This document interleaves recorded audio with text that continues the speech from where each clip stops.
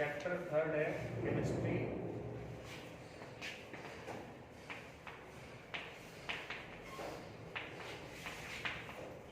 Metals and non metals के बारे में। सिलेबस रिवाइज हो गया है, आपको पता है कि रिवाइज्ड सिलेबस के अंदर जो बोर्ड के अंदर आना है रिवाइज्ड सिलेबस, उस रिवाइज सिलेबस में क्या क्या चीज़ें आपके पास आएंगी। तो रिवाइज्ड सिलेबस के अंदर आपके पास जो चीज़ें आएंगी उसमें मेटलर्जी वाला पोर्शन इसमें से हट गया है। मेटलर्जी का जो पोर्शन था, मेटलर्जी क्या होगी, वो इस बार डिलीट हो गया है, सिलेबस में नहीं रहा। इसी चैप्टर के अंदर कोरोजन था, वो आपके पास डिलीट हो गया है, वो अब सिलेबस में नहीं रहा। मेटल नॉन मेटल के अंदर पता होगी बात कि भाई आपके पास मेटलर्जी ये पोर्शन डिलीट हो गया है, कोरोजन वाला जो पोर्शन है वो डिलीट हो गया है। लाइव क्लास में जब हमने पढ़ाया था तो आपको मेटल नॉन मेटल की फिजिकल प्रॉपर्टीज पढ़ाई थी। मेटल्स क्या है, नॉन मेटल्स क्या है, कितने कौन कौन से एलिमेंट को मेटल बोलेंगे, किसको आप नॉन मेटल बोलोगे। तो हम फिजिकल प्रॉपर्टीज पढ़ चुके थे लास्ट लेक्चर जब हमारा लाइव क्लास में आया था। फिजिकल प्रॉपर्टीज ऑफ मेटल्स और नॉन मेटल्स के बारे में ये काम अपना हो चुका है कि मेटल्स की फिजिकल प्रॉपर्टीज और साथ में नॉन मेटल की फिजिकल प्रॉपर्टीज, इस काम को हमने पढ़ लिया था। Physical properties of metals, metal से जनरली अपोजिट होंगी नॉन मेटल की आपके पास फिजिकल प्रॉपर्टीज। तो मेटल्स की फिजिकल प्रॉपर्टीज क्या क्या थी, मैं उनको एक बार रिवाइज कर रहा हूँ दोबारा से, फिर आगे चलूंगा। तो आप में से बता सकते हो हमने 9 से 10 प्रॉपर्टीज, फिजिकल प्रॉपर्टीज मेटल्स की पढ़ी हैं कि भैया ये प्रॉपर्टीज होंगी मेटल्स के अंदर। तो सबसे पहली प्रॉपर्टीज आपको पढ़ाई गई थी फिजिकल स्टेट, कि जो मेटल्स हैं उनकी फिजिकल स्टेट कैसी होगी आमतौर पर, हार्डनेस। फिजिकल स्टेट, स्टेट मतलब तीन ही तरह की बतानी, सॉलिड, लिक्विड और गैस। सॉलिड होगी, ठीक है, वेट। मतलब फिजिकल स्टेट बतानी है कि आमतौर पर मेटल की फिजिकल स्टेट कैसी होगी। तो आमतौर पर बात करूं तो फिजिकल स्टेट मेटल की होती है solid. Metal exist in solid state आमतौर पर, सॉलिड स्टेट में एग्जिस्ट करती है at room temperature except mercury. Mercury जो मेटल है वो लिक्विड होती है, बाकी जो मेटल है रूम टेम्परेचर पर आपके पास सॉलिड होती है। ये चीजें हमने लिख के रखी होंगी नोटबुक के अंदर, सिर्फ उसको सुनना और समझना है और आगे याद रखना है कि हमारे से फिर से पूछेंगे तो हम बता सकते हैं कि भी मेटल्स की प्रॉपर्टीज आपके पास कौन कौन सी है। तो मरकरी को छोड़कर, मरकरी के अलावा दो मेटल है आपके पास जो रूम टेम्परेचर से ज्यादा टेम्परेचर होगा। तो पहली बात तो रूम टेम्परेचर स्टैंडर्ड माना गया है, रूम टेम्परेचर को कितना माना गया है, 25 डिग्री सेल्सियस। 25 डिग्री सेल्सियस को रूम टेम्परेचर माना गया है, 25 डिग्री सेल्सियस को।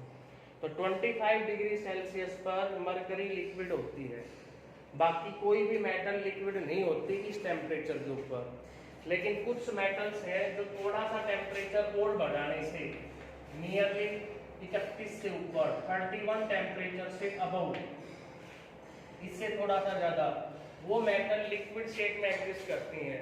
हमारा बॉडी टेम्परेचर कितना होता है, 37 डिग्री सेल्सियस होता है, ठीक है, 37 डिग्री सेल्सियस माना गया है।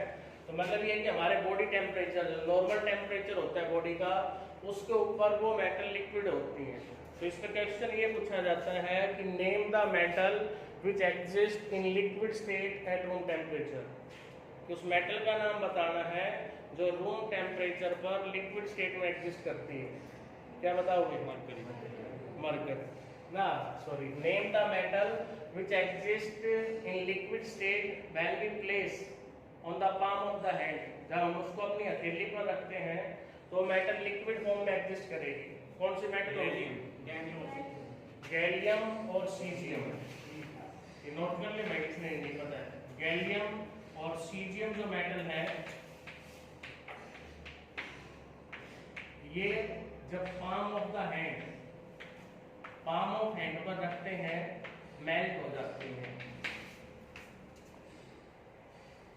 क्योंकि इनका टेम्परेचर 31 पॉइंट समथिंग होता है, 3 होता है गैलियम का, इससे थोड़ा सा ज़्यादा सीजियम का होता है।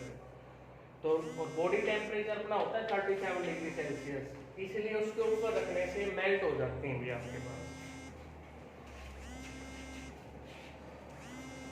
सेकंड, ये तो थी पहली प्रॉपर्टी फिजिकल प्रॉपर्टी के अंदर, फिजिकल स्टेट के बारे में। फिजिकल स्टेट के बाद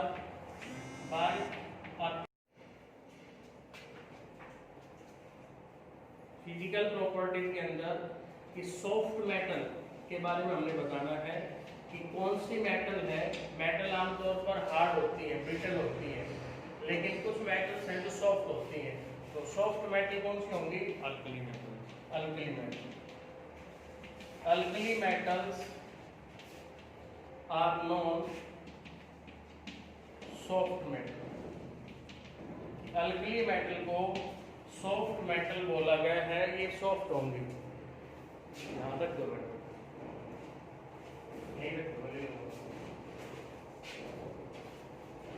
अल्कली मेटल है वो आपके पास सॉफ्ट मेटल होंगी। Alkali metal are non soft metal, इनको सॉफ्ट मेटल माना गया है। एग्जाम्पल सोडियम, अल्कली मेटल के एग्जाम्पल तुम्हें पता ही है, पोटासियम है, लिथियम है। क्यों माना गया है? क्योंकि इनको कट कर सकते हैं नाइफ के साथ, चाकू के साथ इनको काटा जा सकता है। Sodium potassium cut. इन पे क्वेश्चन बनना है आपके पास, name the metal which cut with knife, कि जिसको नाइफ के साथ, चाकू के साथ काटा जा सकता है, उस मेटल का नाम बताना है। तो कौन सा नाम हो जाएगा? सोडियम और पोटासियम, ये नेम हो जाएगा। नेक्स्ट पेज के बाद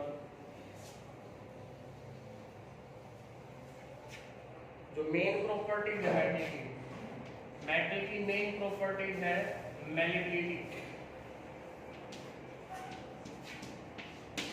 इसके बारे में बताना भी कौन कौन बता सकता है? हाथ ऊपर करना भी हमने मेलेबिलिटी के बारे में 3 4 5 मेलेबिलिटी, बाकी कोई नहीं बताए। प्रीफुल बता भी। The property which can metal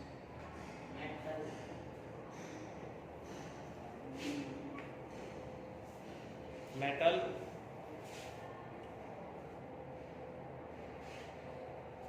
malleability का मतलब है बड़ी इंपॉर्टेंट प्रॉपर्टीज written शीट्स के अंदर। ठीक बात, वेरी गुड।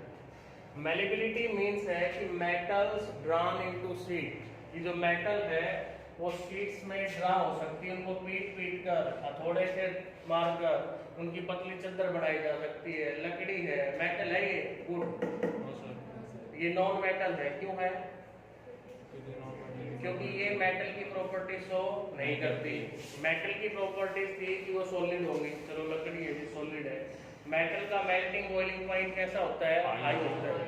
क्या इसको मेल्ट करेंगे, हीट करेंगे तो पिघल जाएगी? नहीं पिघलती ना, इसको लेकर। तो ये मेटल की प्रॉपर्टी होती है कि मेटल्स में मेलेबिलिटी होती है, उसकी पतली शीट बनती है। जब उसको पीटते हैं हथौड़े से, तो जब इसको हथौड़े से पीटेंगे तो इसकी शीट बनेगी? नहीं बनेगी। लेकिन ये स्टैंड के अंदर जो लगी हुई है ये मेटल है आपके पास, इसको जब हथौड़े से बीट करेंगे तो ये पतली होती चली जाएगी और ज़्यादा। तो मेटल्स की शीट्स बन सकती है पतली, वो प्रॉपर्टीज कहलाती है मेलेबिलिटी। ये तो भैया 8th क्लास में याद रखती है बात, और हम हो गए अब 10th क्लास में। आज पहला दिन है, 6 महीने के बाद हमारे भैया मन लगाए, पहले तो वो हैबिचुअल हो। एक सप्ताह तो आप इस वीक तो सिर्फ इसी में निकल जाएगा कि आदत पड़ेगी कि यहाँ पे स्कूल जाना है, बैठना है, थोड़ा थोड़ा उसको मन लगाना है। नेक्स्ट वीक से आपका थोड़ा थोड़ा रूटीन बनेगा कि हाँ अब मेरे को काम करना है, पढ़ना है। आज तो बैठा भी नहीं जा रहा होगा, 4 घंटे हो गए लगातार, दिक्कत हो रही होगी कि लाइव क्लास तो बेड पे सो के आराम से, कान में लगाए ईयरफोन, चल भाई ठीक है, टीचर बोल रहा है, बोलने तो कोई दिक्कत वाली बात नहीं। आज तो बैठना मजबूरी होगी है कि बैठना तो पड़ेगा। सुनना ना सुनना तब भी तुम्हारे हाथ में ही है कि भाई टीचर बोल रहा है, उसको सुन रहे हो नहीं सुन रहे हो तो तुम्हारे हाथ में है। लेकिन बैठना मजबूरी है कि सो नहीं सकते। फिर दूसरी बात, घर में पंखा नीचे बैठा करता है भाई, यहाँ पंखा नहीं चल रहा है, ये भी चलेगा, 1-2 दिन में पंखा भी चलेगा, सारे काम भी होंगे भाई उससे रिगार्डिंग। अभी तो तपना पड़ेगा।